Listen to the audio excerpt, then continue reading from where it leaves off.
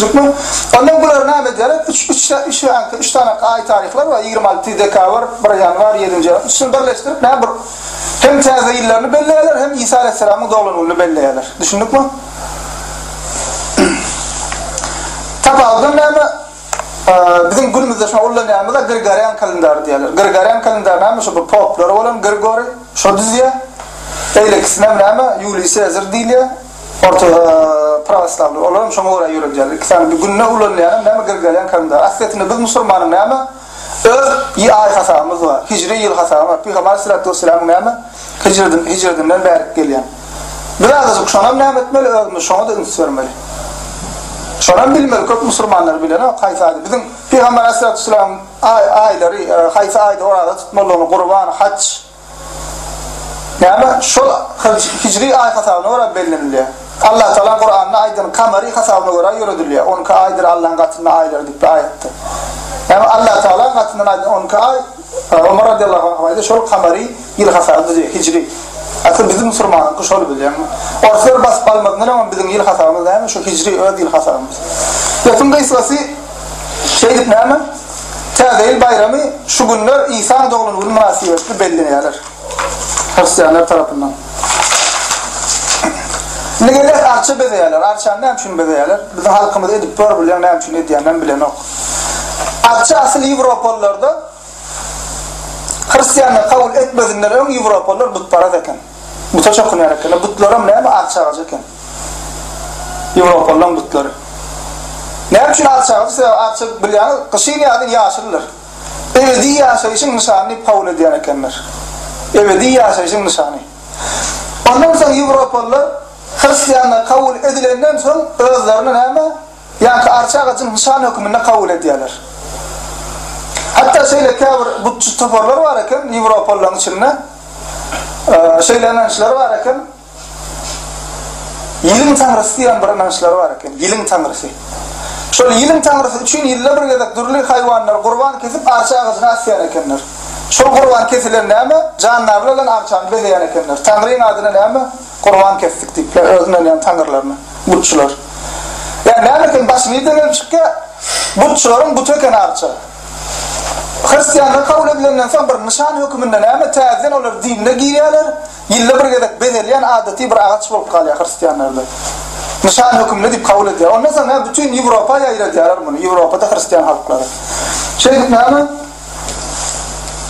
Arça bezemek adaty girýär ýyllar bir gezek bayramlaryna, İsa doglanunyna. Ýene bir zat bar. Täze bellenen bayramda arça we arça bezemek ýa-da bir näme?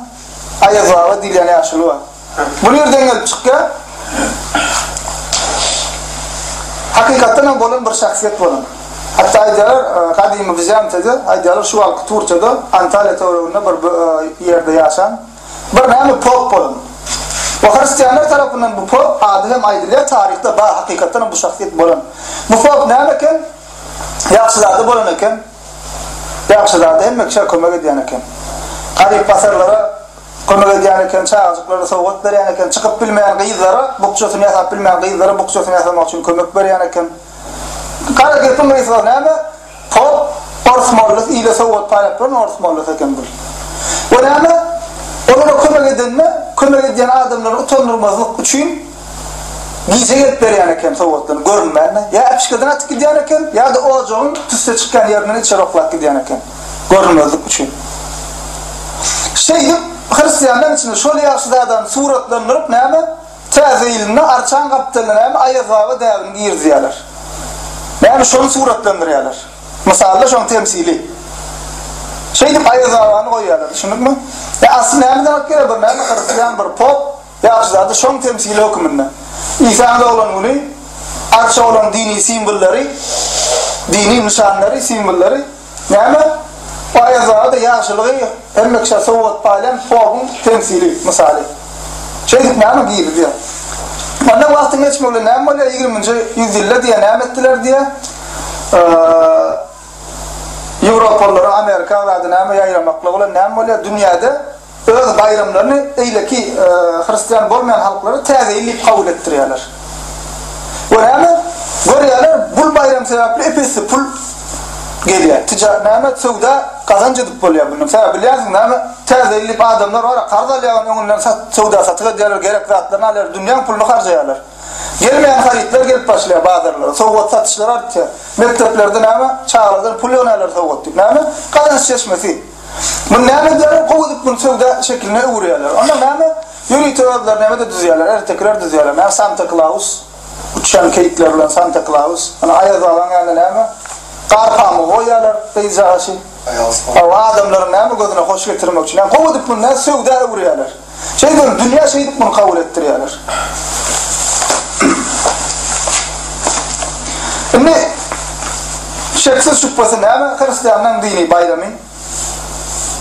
Arça, but paradılan bütün Hristiyan bolanlarından sonra dini simbolleri, ayazları bulan poplarının temsili, onun suratları en bardat. Başından sonra kafir milletlerin adeti bayramı düzgünü. Şimdi bu Müslümanın oyunu birinin nişanlı, ona but paradılan butu olan tamam mı? Kafirler nişanlı anladan öyle getirip koyuyor.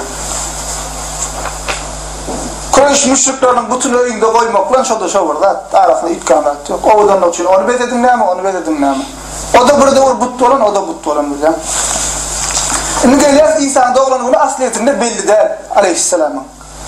Geliyorum bunu var ya, Hristiyan alimlerin, tarihçilerin olaylarını kabul ediyor.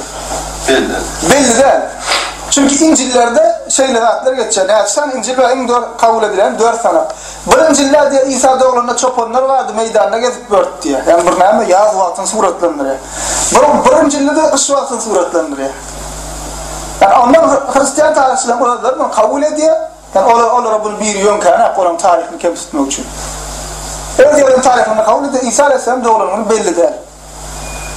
Ama bu ne için? Bunu belli şeyler. Ahir insanlar burada da gönüktürmek için, burada da başında cemlemek için. Hatta poplar Konstantinlik bulan buna padişahları olan İstanbul'u kuran. Konstantinopol İstanbul'u olan adı. Şu Konstantin'e poplar kendi karşı ediyorlar. 4 İncil'i birleştir deyipler.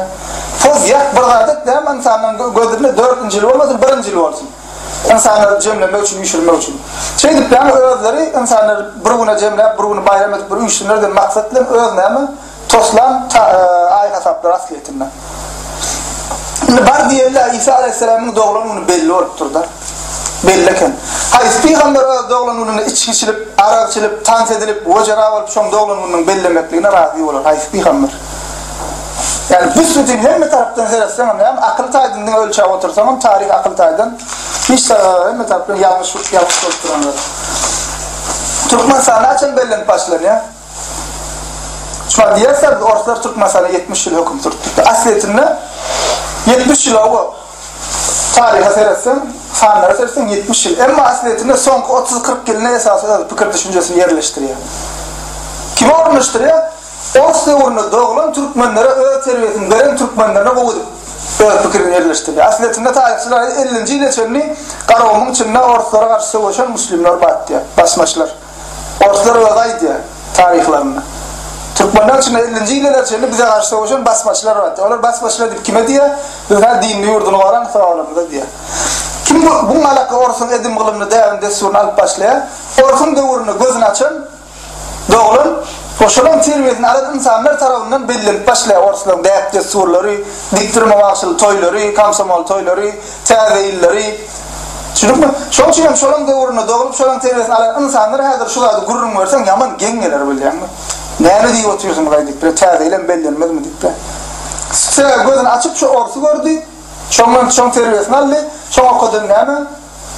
Nizamyna ora ýetişdi.